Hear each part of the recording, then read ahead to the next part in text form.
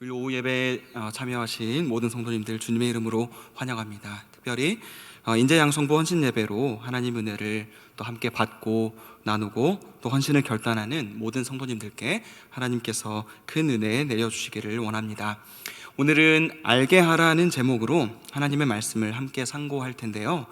오늘 본문 끝에서 모세는 알게 하라고 이야기를 하면서 그 대상을 한정을 짓고 있습니다. 너의 아들들과 손자들, 그러니까 언약 공동체에 속한 자녀들에게 알게 하는 것입니다. 지금 이 신명기 본문에서 말씀을 듣고 있는 대상은 이스라엘 백성입니다. 이들은 거의 전부가 출애굽 2세대들이에요. 왜냐하면 1세대, 즉 자기 부모 세대들이 광야에서 불순종해서 40년이 차기 전에 광야에서 다 죽게 되거든요. 그래서 남은 2세대 백성들에게 너희 자녀들에게 대대로 알게 해라, 이렇게 말씀을 하고 계신 것입니다. 알게 하는 것이기 때문에 영어 성경 중에는 또 번역에 따라서 가르치라라고 번역을 해놓기도 합니다. 그러면 무엇을 가르치라, 무엇을 알게 하라고 합니까? 바로 그 일들을 알게 해라. 그러면 그 일들이 무엇입니까? 신명기 말씀을 보면요, 초반에 시내산에서 출발해가지고 또 가나안, 약속의 땅 가나안 직전 맞은편까지 어떤 경로로 그들이 오게 되었는지를 요약을 해주고 있습니다. 하나님은 시내산에서 이스라엘 백성들과 언약을 맺고 그들이 지켜야 할 법도를 알려주셨습니다. 그러나 백성들은 불순종과 반역의 역사를 거듭하면서 그 언약을 깨뜨리고 말았었죠. 하나님은 그들 모두를 심판하셔도 됩니다. 그렇지만 그들을 긍휼히 여기셔서 그 다음 세대들, 곧 이 신명기 말씀이 1차 청중이 되는 이 백성들, 곧 출애굽 2세대들이 하나님의 백성으로 남아서 살아갈 수 있도록 그들을 은혜로 남겨주셨고, 은혜로 약속의 땅인 가나안 땅 코앞까지 인도를 해주신 것입니다. 오늘 말씀에 인접한 문맥으로 보자면 그 인도하심의 과정에서 하나님의 법이 왜 중요한지, 그리고 그 법이 어떻게 주어졌는지를 말씀하고 있습니다. 1절부터 8절까지 말씀은 하나님의 법을 지키라고 말씀하시면서 그 말씀을 지키지 않아 심판받았던 바알보올 사건, 이거는 출애굽 2세대가 겪었던 불순종 사건이에요. 그들 자신들, 그들 세대들입니다. 그것을 교훈 삼아서 하나님의 법을 신실하게 지켜야 한다고 말씀을 하고 있습니다. 이런 점에서 9절에서 그 자녀들에게 알게 할 것은 그 법이 뭔지, 그리고 그것을 지키는 것이 얼마나 중요한지를 알려주는 것입니다. 그리고 10절 말씀 이하에서는 그 하나님의 말씀이 호렙산에서 어떻게 주어졌는지를 말하고 있는데요. 이스라엘이 처음에 율법을 받을 때 그들은 하나님의 거룩한 임재를 경험했습니다. 10가지 재앙 가운데 임하신 그 하나님의 압도적인 능력을 거기서도 경험한 것이죠. 다시 한번 하나님의 임재의 깊은 경이로움을 체험했던 것입니다. 그 법을 주실 때 특별히 영광 가운데 임하셔서 그들에게 주셨다는 것을 언급하고 있는 것이죠. 그러니까 하나님의 법을 알려줄 때는 그냥 이 성경에 나와 있는 말씀 나와 있는 조항들, 그런 것들을 조목조목 알려주는 것일 뿐만 아니라 그것을 주신 하나님이 얼마나 영광스러운 분이신지를 함께 알게 하는 것입니다. 어떤 말의 가치는 그 말을 한 사람의 가치를 따라올 수밖에 없습니다. 만약에 제가 갑자기 피해를 받아가지고 제가 이제 대한민국의 새로운 법을 선포하겠습니다 하면서 제 마음대로 우리나라 헌법을 마구마구 수정해서 인터넷 생방으로 발표를 해요. 들을 사람도 없겠지만, 그러니까 법이라고 한 그것 때문에 제가 나름대로 권위 있다고 생각하고 내가 만든 그 법을 이야기를 했다는 것만으로도 저는 웃음거리가 되고 조롱거리로 제 인생은 전락하고 말 것입니다. 그러니까 이스라엘 백성들이 받은 그 법의 가치는 그 법을 제정하시고 만드신 수여자의 가치에 자연스럽게 따라오는 것이죠. 따라서 그들은 하나님의 말씀의 조항 하나하나가 뭔지를 알아야 되는 것뿐만 아니라 그 법을 주신 하나님이 얼마나 크시고 얼마나 영화로우시고 얼마나 거룩한 분이신지를 알아야 했던 것이죠. 그래서 하나님이 얼마나 존귀하신지를 알고 깨달을 때 그분이 하신 말, 곧 그분의 말씀, 그분의 법이 귀하다, 소중하다는 것이 마음에서 우러나오게 되는 것입니다. 따라서 그 일들을 알게 하라는 것은 단지 하나님이 그들에게 주신 말씀만이 아니라 그 말씀을 주신 하나님이 그들을 지극히 사랑하셔서 임재하셔서 다가오셔서 그리고 그들을 인도하시고 그들의 연약함과 죄악에도 불구하고 인애와 또 긍휼을 베푸사 그들을 약속의 땅 바로 맞은편까지 인도하신 그 하나님의 행적을 알게 해서 하나님의 위대하심과 그 위대하신 하나님의 위대한 말씀을 알게 하는 것입니다. 그렇다면 그렇게 알게 하되 가르치되 어떻게 해야 하는 것일까요? 사실 여기서 어떤 방법론을 가르쳐 주진 않습니다. 근데 언약의 자손들에게 알려주기 위해서 꼭 필요한 것을 하나님께서 말씀해 주고 있다고 봅니다. 먼저는 스스로 삼가며 마음을 힘써 지켜야 한다고 말합니다. 오직이라는 말로 강조를 하고 있는데요. 그러니까 우선 너희 자신의 마음을 지켜야 한다고 이야기를 하고 있어요. 결국에 우리 자녀들이 하나님이 어떤 분이신지 그분의 말씀이 뭔지를 알기 위해서는 먼저 그들이 아니라 그들보다 우리가 먼저 우리 자신이 삼가 조심하여 우리 자신이 먼저 하나님 앞에 신실해야 한다는 것입니다. 사도 바울은 디모데에게 쓴 편지에서 이런 말씀을 준 적이 있습니다. 디모데전서 4장 16절 말씀입니다. 내가 내 자신과 가르침을 살펴 이 일을 계속하라. 이것을 행함으로 내 자신과 내게 듣는 자를 구원하리라. 여기서 바울은 네가 내 자신과 가르침을 살피라고 말합니다.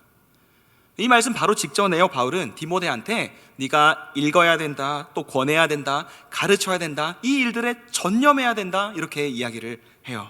그렇게 하면서 가르치는 너가 전심전력해서 전심을 다해서 너의 성숙함을 나타내야 된다 이렇게 먼저 말을 했었습니다. 앞절에서. 그러니까 가르치는 사람은 입술로만 가르치는 것이 아니라 가르치는 그 자신의 성숙함을 나타내야 한다는 것이죠. 그리고 이를 위해서 바울은 디모데에게 내가 너의 가르침을 살피라 이렇게 얘기를 하지 않아요. 네가 너의 가르침을 살피라 만이 아니라 네가 네 자신과 너의 가르침을 살피라 이렇게 말씀을 하고 있는 것이죠. 부모나 신앙의 어른으로서 우리 자녀들을 가르칠 때에도 마찬가지입니다.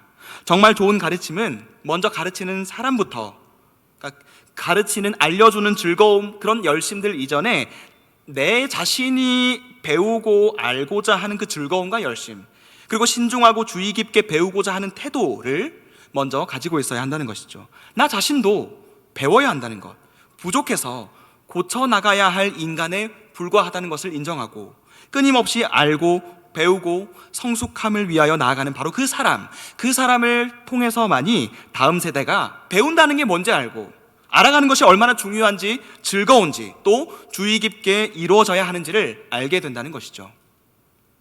그렇게 우리는 하나님의 말씀을 주의 깊게 살펴서 우리 자신이 먼저 올바른 위치에 있는지 확인하고 점검하며 말씀에 순종하고 말씀에 비춰 겸손히 자신을 볼 줄 아는 사람, 먼저 그런 사람이 되어야 할 줄로 압니다. 우리가 먼저 좋은 학생이 되어야 하겠습니다. 이미 장성한 사람 중에 교만해서 더 이상 배울 것이 없는 사람처럼 자신을 드러내는 사람과 겸손히 배우려는 태도를 가진 사람의 결정적인 차이는 결국에는 그 사람이 하나님 앞에 서 있는가 하는 차이라고 저는 생각합니다. 나는 이미 장성해 있고 인생 겪어볼 거 다 겪어봤고 웬만한 건 나도 다 아는 사람인데 그래서 더 이상 배우려 들지 않는 태도로 일관하는 것, 그 이유는 언제나 자신을 사람 앞에 두기 때문입니다. 나도 그 정도는 배워봤다, 나도 그 정도는 살아봤다, 나도 그 정도는 경험해봤다라고 하면서 사람들과 비교하며 나도 결코 뒤지지 않는다고, 오히려 우월하다고, 나는 이제 가르칠 입장에만 서 있는 사람이다라고 생각을 하는 것이죠. 그러나 이미 장성한 사람 중에서도 겸손하게 끝까지 죽을 때까지 배우고자 하는 사람이 있다면 그는 아마도 자신을 사람들이 아니라 하나님 앞에 두기 때문에 그 마음을 가질 것입니다.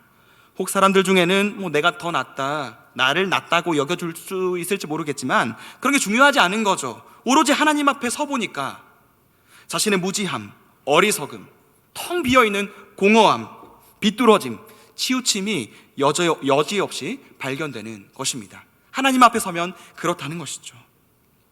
다시 말해서 가르치고자 하는 사람은 먼저 자신을 주의 깊게 살펴서 자신부터 좋은 학생으로서 듣고 배우고 순종하는 삶을 살아야 하고, 그러한 겸손은 자신을 하나님 앞에 세울 때에 나오는 것이며, 그는 항상 열린 태도로 하나님께 배우기를 간절히 원하는 삶을 살아가게 된다는 겁니다. 그래서 겸손하게 이렇게 고백하는 것이죠. 시편 139편 23절 24절 말씀입니다. 하나님이여 나를 살피사 내 마음을 아시며 나를 시험하사 내 뜻을 아옵소서. 내게 무슨 악한 행위가 있나 보시고 나를 영원한 길로 인도하소서. 스스로 주의 깊게 자신을 살피고자 하는 사람은 그러한 살핌, 나를 돌아보는 것, 반성하는 것까지도 나 자신이 온전히 해내지 못한다는 것을 인정합니다. 나는 내 연약함마저도 인식할 수 없는, 완전히 확인할 수 없는 연약한 존재라는 것을 인정하는 것이죠. 그런 연약함을 인식하고 하나님께 겸손하게 고백을 하는 것입니다. 주님, 제 마음이 이렇게 꼬여 있습니다. 이렇게 비뚤어지고 굴절되어 있어서 나 자신을 돌아보고자 함에도 제대로 돌아보기는커녕 내 의의를 발견하고 내 의의를 앞세우는 자입니다. 제 눈이 그렇게나 어두우니까 주님, 제가 저를 살필 때 주님도 저를 살펴주십시오. 이렇게 고백하는 것이죠. 주님께서 나를 살피셔서 나의 마음을 꿰뚫어 보셔서 우리도 미처 몰랐던 죄, 우리도 잊고 있었던 우리의 약함을 보게 하시고 우리가 그것을 깨닫고 돌이켜서 순종하도록 은혜를 베풀어 달라고 기도하게 되는 것입니다. 그래서 우리 자손들에게 가르치고 전할 때마다 먼저 자신을 돌아보는 우리가 되는 것이죠. 늘 좋은 학생으로 남아 배우고 깨닫고 반성하고 뉘우치고 회개하고 또 배우고 그렇게 살아가고 성장하고 죽는 것입니다. 그리고 모세는 그리하여 내가 내 눈으로 본 그 일을 잊지 말아라. 사는 동안에 그 일들이 내 마음에서 떠나지 않도록 조심하라고 합니다.